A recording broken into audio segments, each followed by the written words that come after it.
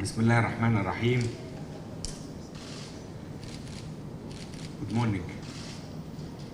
Your Excellency, Bandar Al-Khuraif, Minister of Industry and Mineral Resources of the Kingdom of Saudi Arabia, Your Excellency Yunus Ali Gedi, Minister of Energy and Natural Resources of the Republic of Djibouti, my dear brother, Your Excellency Ahmed Samir, Minister of Trade and Industry of the Arab Republic of Egypt, Excellencies, distinguished guests, ladies and gentlemen, good morning.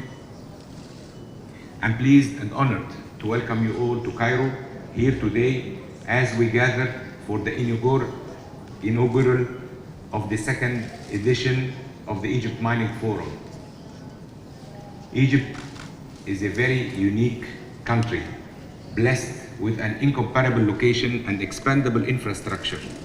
This, in addition to its abundant undeveloped mineral wealth as part of the Arabian-Nubian Shield, make it the land of golden opportunities. As many of your good selves are aware, the mining industry has a long history in Egypt that dates back to the pre-dynasty times, with the earliest map known in the world dating back to about 1160 BCE, before the Common Era, showing the route to the gold mines in the Eastern Desert. Our legacy of mineral wealth dates back to the old pharaohs, including minerals like gold, copper, silver, zinc, platinum, and several other precious metals and base metals. This vast potential is massively supported by the Egyptian government's economic reform program, which aims to achieve economic stability, attract investment, and provide market attractiveness through the Egypt 2030 vision. These factors were in fact the key stimulus that allowed us to fundamentally change the way we operate as we endeavor to reposition Egypt on the world's mining investment map. To achieve this vision of transforming Egypt to an attractive investment destination in the mining field, the Ministry of Petroleum and Mineral Resources embarked on an ambitious modernization project with the objective of unlocking the sector's full potential. The ministry adopted this modernization program in 2018 with the support of Wood Mackenzie, focusing on 7 key pillars to achieve several strategic goals in line with Egypt's 2030 vision, with the purpose of raising the contribution of mining in the GDP to 5% instead of less than 1%, and encouraging FDIs in mining by attracting world-class mining companies. The program key pillars are mining legislations, fiscal regime, licensing system, organizational structure, reform, capacity building, and mining strategies and communication and promotion.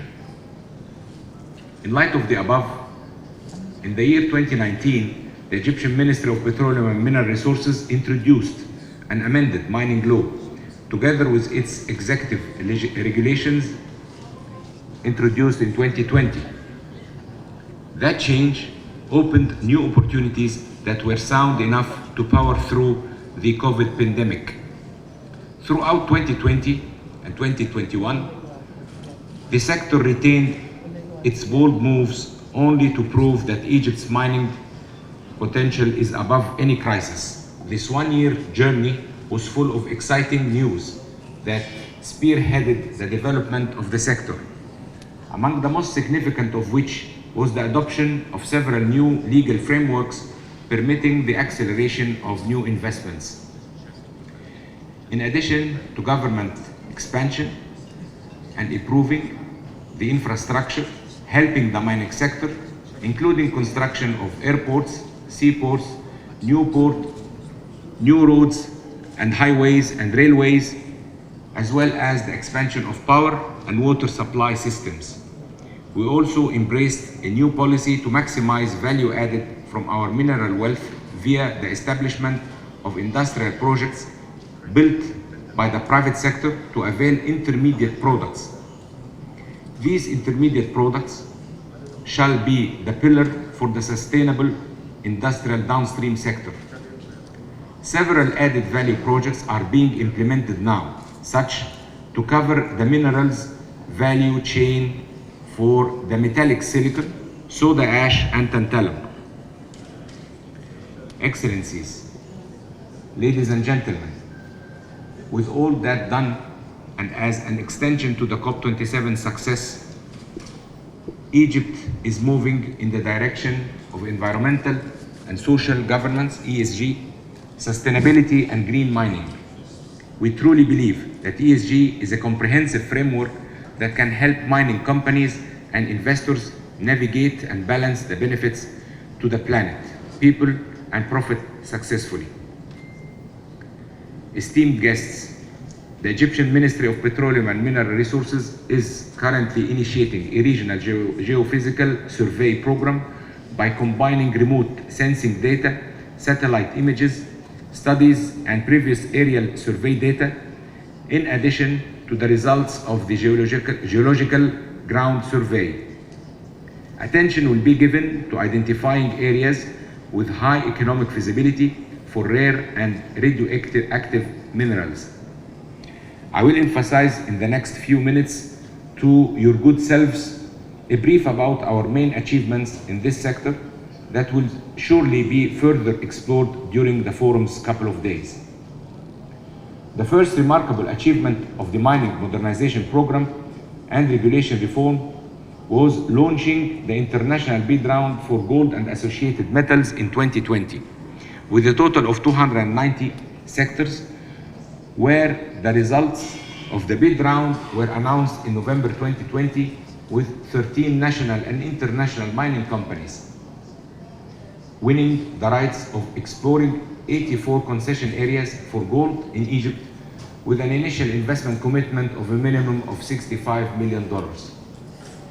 Egypt also launched the Golden Triangle Special Economic Zone with the aim of further developing this area, including mining and its value-added projects.